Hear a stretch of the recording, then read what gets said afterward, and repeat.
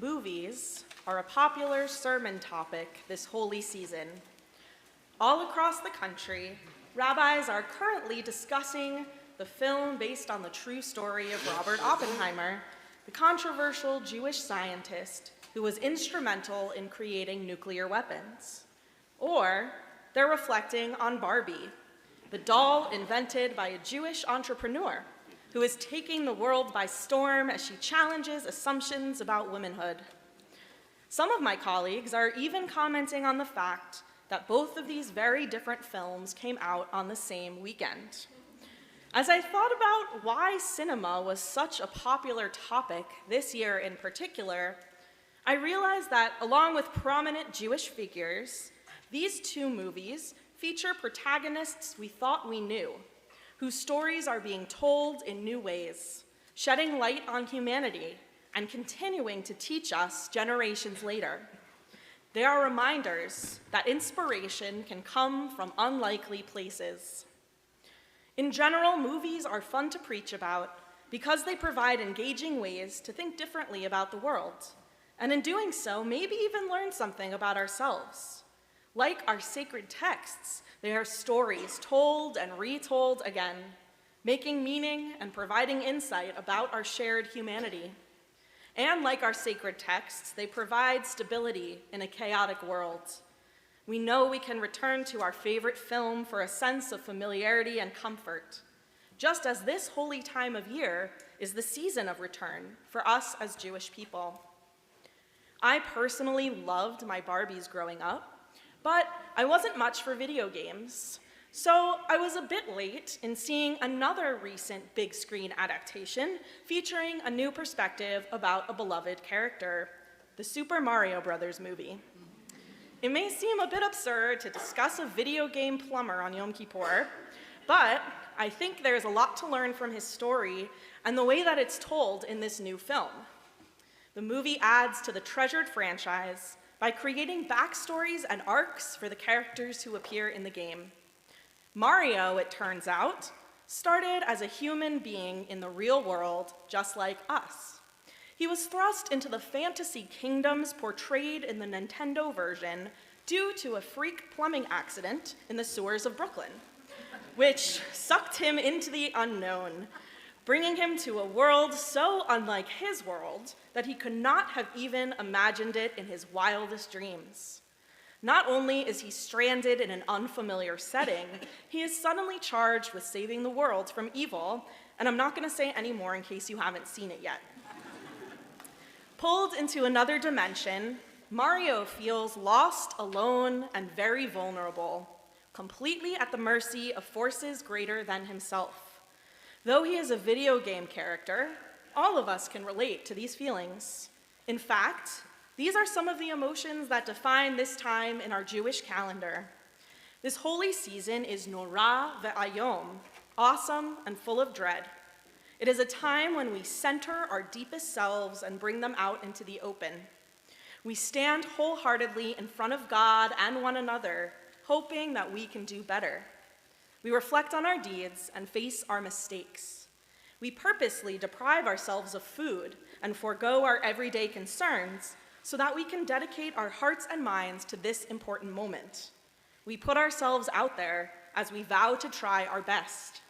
As a reading in our Machzor, our Days of Awe prayer book states, today we call it by its rightful name, a day of dread, Norah ve'ayom. For all things are judged, and all things will pass, and life ends in a heartbeat, and death knows our name. At the start of the year, in the season of truth, comes the day of remembrance for all we forget and all we deny, and we fall on our knees in the depths of our hearts, for we know that the bell tolls for us. Today, we are judged. We fall on our knees and open up the depths of our hearts and souls. We strive to take hold of our lives by following the familiar path that our tradition has laid out for us, while simultaneously knowing that we have no idea what the coming months will bring. It is an intimidating and uncomfortable process. Like Mario, we are supposed to acknowledge our vulnerability and turn to something greater than ourselves for comfort and reassurance. We are supposed to lean into our fears in order to continue to discover who we are. We are supposed to do our best to navigate unimaginable circumstances and use them to find strength as we move into the coming year. In a nutshell, we are supposed to take a deep dive into ourselves, reflecting on who we are and where we are going. Judaism knows how frightening it can be to open ourselves up to this deep reflection, to take an honest accounting of our deeds and think about what we could have done differently. Kol Nidre, the ancient piece of liturgy that we recite this evening at the beginning of Yom Kippur, reminds us that we are only humans, flawed and vulnerable creatures who will continuously face the unknown and feel helpless along the way. Its title means all vows, and its content asks God to be lenient with us and accept our imperfections. This text likely dates back to the 6th or 7th century and developed into a legal ritual that Jews would use during medieval times as the result of persecution and forced conversions. Reacting to unpredictable circumstances in their own day, they so badly did not want God to blame them for what was happening to them that they used this text to ask forgiveness for how they responded to what was completely out of their control. We too carry on this legacy, acknowledging our imperfections and our helplessness. We know that there is a lot we can plan for, but in the next 12 months, recent years especially have shown us that life contains lots of unprecedented events. Life contains much more that we cannot plan for.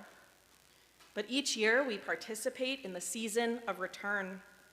Just as Mario returns to his familiar training with those he trusts over and over again, finding comfort in the repetition, we come back to the same setting, prayers, and themes.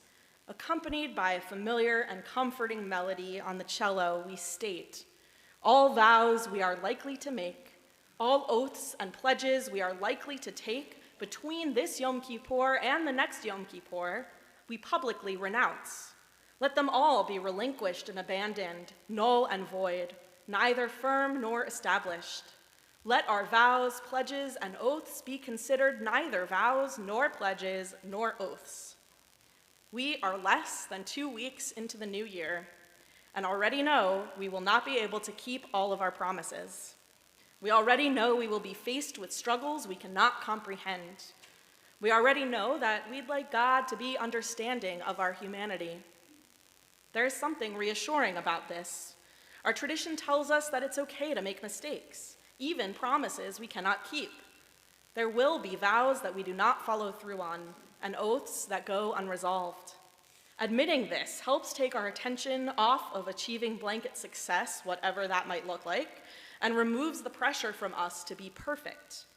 Unlike the movies, our stories will not always unfold in anticipated ways. Unlike Mario, there is no video game manual to guide us towards the best possible outcomes. All we can do is be our best selves in an ever-changing world. Yet each year during this sacred time, we get a chance to take a step back and reflect on where we are in this moment of our lives. We can rewind through significant moments in the past year and contemplate how to do better when faced with similar situations in the future. We cannot start our lives over completely like we do with movies, but we can continue to learn from what has come before and contemplate how to best draw on our strength to face our own humanity, take control of our circumstances, and live meaningful lives. Rabbi Michael White writes, Yom Kippur is about people like us who ignore or forget the resolutions we make, who settle into a kind of inertia, habits that we know are wrong, that we know create distress for those we love, pain or distance between us, but we just never get around to changing. And Yom Kippur comes each year to challenge us, to convince us that we are not ever just the victims of the circumstances in our lives. If, that is, we engage in the hard work of looking inward, if we are open to the accusations the prayer book will hurl at us tonight and throughout tomorrow, taking us on a journey into our darkest secrets, if we can summon the strength to honestly face our guilt and our grief at what we have lost or pushed away from us, if we can set aside our pride and dwell in some humility, And if we can summon the patience and the forgiveness and the gratitude those we love crave from us, in other words, if we are being honest about who we are and what we have done, then we will be able to transcend our pasts, our history, and begin anew. It turns out that Mario is able to tackle his challenges by recognizing his own unique talents and leaning into them, no matter how unconventional his actions might seem. Mario accomplishes his goals by being authentic, acknowledging who he is and how he can best function in whichever world, real or video game, he happens to be in. What makes Mario relatable is that he is an ordinary person, just a simple plumber trying to do the best he can. He knows that he does not have superhuman strength or magical abilities to assist him in fulfilling his mission. So, he listens to wisdom from others and undergoes training to maximize his abilities. He discovers how to utilize his surroundings and the tools that he has at his disposal. And he uses his unique size, evolving physical abilities, and creative mind as strategies to survive. Once Mario recognizes that he is not merely a victim of extenuating circumstances, that he has agency over what will happen next, he becomes capable of rising to the occasion. He sets aside his pride and dwells in his humanity, just as we are instructed to do today, no matter how painful or unnatural it feels. He manifests the season's themes of patience, forgiveness, and love with the new creatures he meets, with family members when he finally returns home to Brooklyn, sorry for the spoiler, and with himself. He comes to realize that even though he will make mistakes and life will not always have the outcome he thinks he wants, he will always be able to channel the gifts of his heart and mind by learning about and trusting himself. If Mario can do it, so can we. This Kol Nidre night, as we reflect on our own vulnerability and imperfection, we acknowledge that there is much we cannot control. Sometimes it feels like we are being pulled through a drain pipe during a plumbing accident on a wild journey into a previously unimaginable world, and everything is changing and scary and moving too fast. Yet we learn from our tradition that even as we face our fears, it's okay to be imperfect. Even as we make mistakes, we are not victims, and we do have agency over how we respond to what lies ahead. God will forgive us if we are able to forgive ourselves, if we show up with our whole selves, willing to do the serious and vulnerable work of reflection and atonement, if we try our best to be better people than we were last year. And Mario shows us that facing our fears is uncomfortable but necessary. His consistency and persistence are what make him such a beloved character.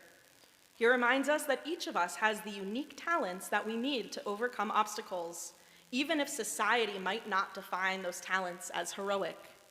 He reminds us that we are capable of resilience and flexibility as we navigate constantly unfolding circumstances in an unpredictable world. Kol Nidre, all vows we are likely to make, all oaths and pledges we are likely to take between this Yom Kippur and the next Yom Kippur, we publicly renounce. Let them all be relinquished and abandoned, null and void, neither firm nor established. Let our vows, pledges, and oaths be considered neither vows nor pledges nor oaths. Life is unpredictable. We never know what we'll be doing from one Yom Kippur to the next. Yet every year we return, like a familiar movie replaying again, only with the benefit of another year of experience. We return, opening up our hearts and souls, exploring our authentic selves. We return in hopes that God will be present for us. We return to our sanctuary and to the haunting cello melody and to the words of our ancient sacred text. And we pray. We pray that God will forgive us for what we can't even imagine will occur. Release us from our vows, we plead, because we have no idea in our wildest dreams what the next 12 months hold. Help us to hold on to our faith. Help us be gentle with ourselves. We are only human after all. So maybe this year, we should be open to inspiration both from our sacred texts and from more contemporary sources of wisdom. We can always learn about ourselves by examining our tradition and maybe even sometimes combining our age-old teachings with modern art forms. What if, this year, we face life's challenges with the resilience and courage of a video game plumber in overalls, knowing that Judaism does not expect us to be perfect, but to be authentic? Then we can meet whatever the coming months might bring with confidence in ourselves and in our unique abilities to face our fears and adapt and be brave and do the best we can. At the end of the Mario movie, Princess Peach tells him, "There's a whole universe out there. There are a lot of galaxies. Who can tell what this year will have in store? What parts of the universe will collide with our existence? There is much we don't know, but we do know that in 12 months we'll be back here again, listening to this most sacred melody that holds our deepest prayers in its heart. Forgive us, pardon us, grant us atonement."